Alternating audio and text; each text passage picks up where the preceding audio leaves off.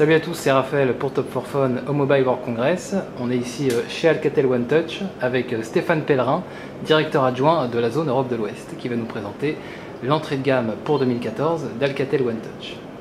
Bonjour à tous. Donc effectivement, l'entrée de gamme chez Alcatel One Touch s'articule autour d'une gamme qu'on appelle la série POP, qu'on va décliner en version 3G qui s'appelle la série POP C, ou en version 4G qui va s'appeler la série POP S. Donc j'ai ici même l'ensemble de la gamme POP C qu'on propose à partir de cette année. Donc ils sont disponibles dès le début de cette année. Elle est constituée de 5 produits qui va du POP C1, donc qui est un 3,5 pouces, POP C3 qui est un 4 pouces, le POP C5 qui est un 4,5 pouces, le POP C7 qui est un 5 pouces, et enfin, parce qu'il ne faut surtout pas négliger les grandes tailles, qui est de plus en plus demandé par nos clients, le POP C9, donc qui offre un écran de 5,5 pouces. En termes de prix, la différence entre le plus entrée de gamme et le plus grand? On va entre l'entrée de gamme à 89 € jusqu'à du 199 €, donc entre 3,5 pouces et 5,5 pouces. Alors avec des écrans, des tailles d'écran différentes, mais également des résolutions d'écran différentes. On est évidemment sur un produit comme le POP C1, sur un produit très entrée de gamme, qui offre une résolution donc HVGA. Donc là on sera sur un positionnement prix bien inférieur à 100 €, mais néanmoins qui offre de la H+, donc des débits de 21 mégabits par seconde, sur une plateforme dual-core 1 GHz, une caméra de 2 mégapixels, ainsi que la possibilité de l'avoir en dual SIM, qui est une fonctionnalité de plus en plus recherchée par les utilisateurs. D'accord, mais justement, pour ces différences de prix, qu'est-ce qu'on a en différence de hardware, par exemple, processeur et RAM? On a, de toute façon, le produit le plus entrée de gamme chez Alcatel One Touch offrira de toute façon une plateforme dual-core avec des débits en H+, donc au moins du 21 mégabits par seconde. Ça, c'est vraiment le basique. On ne descend pas en dessous de ces performances-là. C'est indispensable quand même, même sur un produit accessible au plus grand nombre, d'offrir de la performance utilisateur. On offre des fonctionnalités, mais également, surtout, beaucoup de simplicité dans l'usage. C'est vraiment là-dessus qu'on veut se positionner, c'est rendre la technologie accessible au plus grand nombre, par l'usage, mais également par le prix. D'accord, et dans cette gamme, à partir de... Quelle est la frontière en fait? À quel moment on passe à du quad-core? On passe à du quad-core à partir des produits 5 pouces, donc le POP C7 ou le POP C9. Là, on passe sur des plateformes quad-core de chez Mediatek, 1,3 GHz, avec des résolutions d'écran supérieures. On est en FWVGA sur le POP C7 et on sera en QHD IPS sur le POP C9. Donc un très bel écran, d'une bonne résolution, mais surtout d'un très bon rendu en couleur. D'accord, et pour ce qui est de la RAM? Pour ce qui est de la RAM, on va sur les produits entrée de gamme type POP C1, POP C3, POP C5 sur une RAM de 512 mégas avec 4 Go de ROM utilisateur.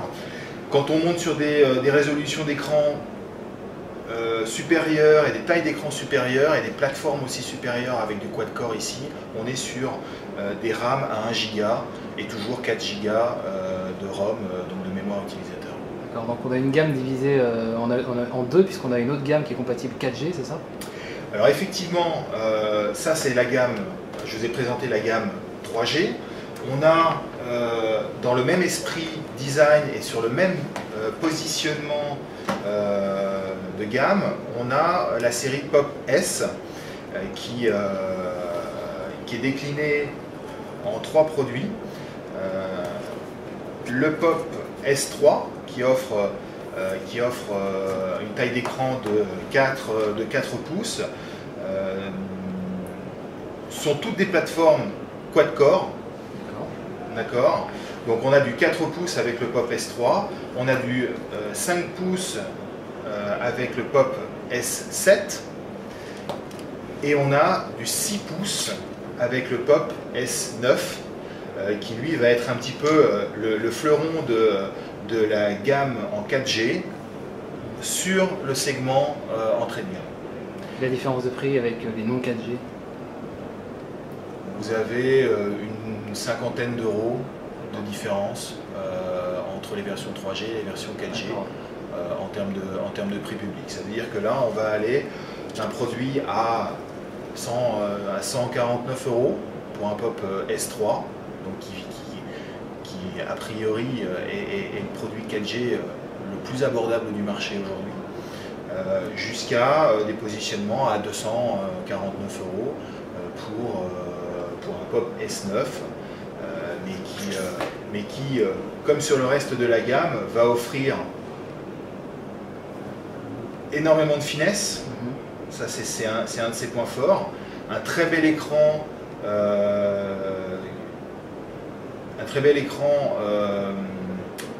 IPS.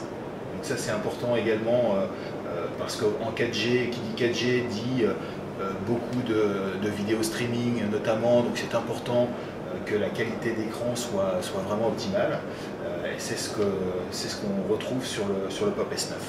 Et pour ce qui est des connectivités de la gamme POP, ils sont tous donc Wi-Fi, Bluetooth? Bien sûr. Est-ce qu'il y a du NFC ou pas? Ils sont tous NFC. D'accord, même les plus entrées de gamme? Exactement, même le POP S3, donc en entrée de gamme, on a décidé de le rendre NFC, avec également un jeu de couleurs. Ce produit-là, vous savez que la marque Alcatel One Touch est vraiment positionnée fortement sur la diversité de couleurs. Et le POP S3 en fait la démonstration avec un jeu de coques interchangeables où là on va offrir 5 ou 6 couleurs différentes sur ce produit. Et toutes étant NFC. On voit ici l'antenne NFC. Et même dans la gamme non 4G, ils sont NFC? Alors non, dans la gamme non 4G, on va retrouver du NFC sur les modèles plus je dirais à plus grand écran, comme le POP C9 ou le POP C7, donc sur les plateformes quad-core. Donc dès qu'on passe à 1 Go de RAM, quad-core. Exactement. Et pour ce qui est des appareils photo, des 4G, on va jusqu'à combien? On va jusqu'à 8 mégapixels. C'est un capteur de 8 mégapixels sur le produit plus haut de gamme. Et on descend sur du 5 mégapixels sur le produit plus entrée de gamme. Et c'était pareil sur la gamme en 4G, on descendait à combien? Sur la gamme en 4G, en 3G, pardon, on va de 2 mégapixels en passant par le 5 jusqu'au 8. D'accord. Alors il y a effectivement une surcouche qui est en fait de ce type-là, c'est-à-dire que vous basculez d'un côté ou de l'autre avec des widgets préinstallés dans le téléphone. Donc on voit ici la radio qui est préinstallée, le lecteur de musique, l'agenda, ainsi que des répertoires. C'est-à-dire par exemple ici Google Service. Quand vous allez dans ce répertoire, et bien vous avez déjà de répertorier l'ensemble des applications qui correspondent au service Google. Alors bien sûr, vous pouvez créer de nouveaux répertoires, y insérer les applications que vous voulez, créer un répertoire jeu par exemple et y insérer tous vos jeux, ce qui permet d'éviter d'avoir énormément de pages d'applications à dérouler pour aller chercher celle que vous voulez. Ici, là, en une page, vous accédez à l'ensemble de vos répertoires et à l'intérieur desquels vous trouvez les applications classées par catégorie. D'accord, donc on a une surcouche plutôt légère. Et est-ce qu'il y a des applications typiques Alcatel? Des applications rajoutées? Oui, il y a par exemple des petites fonctionnalités, des petites innovations technologiques qu'on offre, comme par exemple la reconnaissance des codes barres, vous savez, les QR codes. les BR codes, sans devoir rentrer dans une application spécifique pour les lire. Vous lancez simplement la caméra, vous la positionnez devant le code et il vous envoie directement sur le lien en question. Donc la caméra a en fonction native la reconnaissance des codes. Exactement. D'accord. Et pour ce qui est des versions, enfin de la version d'Android installée, c'est toujours la même? On est sur les versions de Jelly Bean, sur l'intégralité de la gamme. Seul un certain nombre de ces produits évolueront vers les versions KitKat, mais les mises à jour seront confirmées un peu plus tard. Voilà. Donc on imagine que les produits plus entrée de gamme, enfin les plus entrée de gamme avec 512 MO de RAM par exemple, et qui sont pas en dual core, risquent de ne pas avoir de mise à jour. C'est probable qu'ils ne soient pas effectivement évolutifs vers KitKat. Alors même dans la gamme Pop qui est entrée de gamme en elle-même, les plus haut de gamme de cette gamme donc auront une évolution vers KitKat. Ouais. D'accord. Je vous remercie. Donc c'était donc Stéphane Pellerin pour nous présenter la gamme Pop d'Alcatel One Touch.